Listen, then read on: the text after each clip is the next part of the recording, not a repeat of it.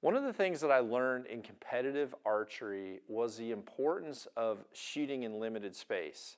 Now, when I first started doing it, I felt like it was a pain. I felt like I didn't have enough space, and I also hated it when people started encroaching my space. And some people do it on purpose.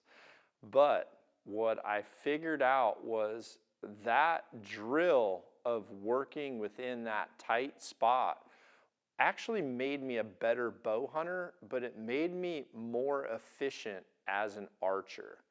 And so I'm going to talk a little bit about that. And what's cool about this cabinet behind me, which I normally use for instruction, is that all of these doors are like 2 feet. And that's about the same amount of space that you get in a competitive atmosphere where there's everybody shooting on a line. So like this would be one box right here, and let's just say this is my box. Well, then there's going to be another archer shooting the same bail that is going to be in this box right here.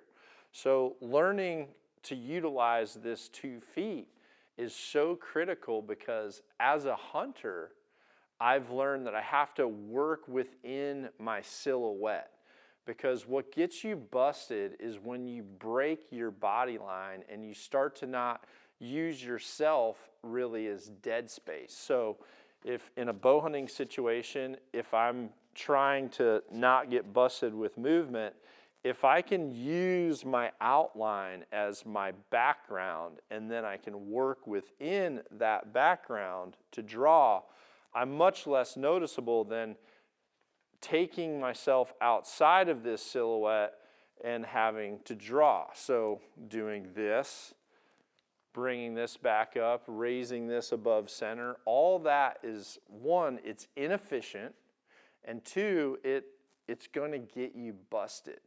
Now, I had a great student, Dr. Peter Attia, that drills constantly and is super, super like dedicated to practice. And one of the things that I noticed from him on our last session was that he was actually working outside. He was working in everybody's box. Like while he was practicing, his bow would be down here and he would load over here, you know, and then as he'd come up, you know, sometimes he'd come back here, and I started to recognize, okay, that's the same sort of thing I used to do in my space, and I would be distracting or contacting other people around me. But as a bow hunter and as an adolescent bow hunter, I feel like that's a lot of what got me busted, was not learning to stay tight and learning to use my binoculars here in front of myself. I'm not bringing them out to the side. I'm staying tight, and then when I need to make my shot, I'm also doing the same thing. So what I want you to do is I want you to imagine a 2-foot box around you, and I know you've probably seen me do some instruction drills where I have a square on the ground, and that's part of this equation, is learning like that's my space. And yes, I want to be dynamic on the back half of the space, a little bit static on the front half of the space. But for the most part, if you learn to work within this box, you're going to be better in the bow hunting field, but you're also going to start to have more longevity as a target archer. So here's an example. One of the things that I stress is the importance of resting the front shoulder between shots, because if you're like this, then this shoulder has tension on it. And if you're like this, well, I'm breaking my box. So a good practice is like, okay, I'm not supposed to be over in this area. I kind of need to be here, which now you are going to get in the habit of learning to relax the front shoulder and bring that bow down in front of the leg. Now, what I like about this is as my shot routine gets laid out, and we focus on the stance and then work up towards the target and eventually to the anchor acquisition of the target and pulling through your shot, our flow is really just from right beneath our feet straight up to the target. So we're kind of just working in this pendulum fashion, and learning to work within that box while you're doing that is going to be important. So I can learn to be here, learn to come up, draw my bow, anchor, come into my peep, and make my shot.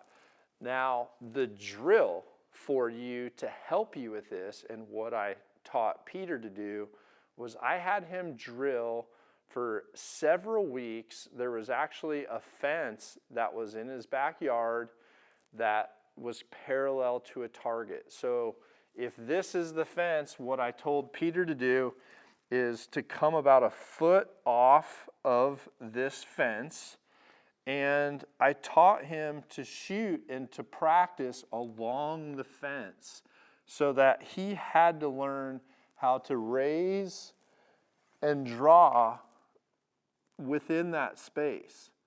And then even to be able to let down. So you can see there, I banged over. If you get in the habit of going to pull and you're hitting your elbow out there, well, you're also not drawing in line. So just giving yourself enough space and practicing along this wall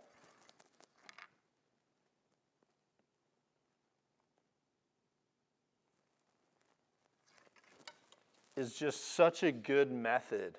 And then once you make your shot, learning to work within that space, just like if you had your quiver on your bow, learning to take your arrow off your bow and bring the broadhead safely around, forward and clip it on. Or like in this case, I can rest my shoulder, I can get my arrow out of my back pocket, I can learn to feed it through. I'm still working within my own silhouette, and I'm just becoming super, super efficient at making my shot.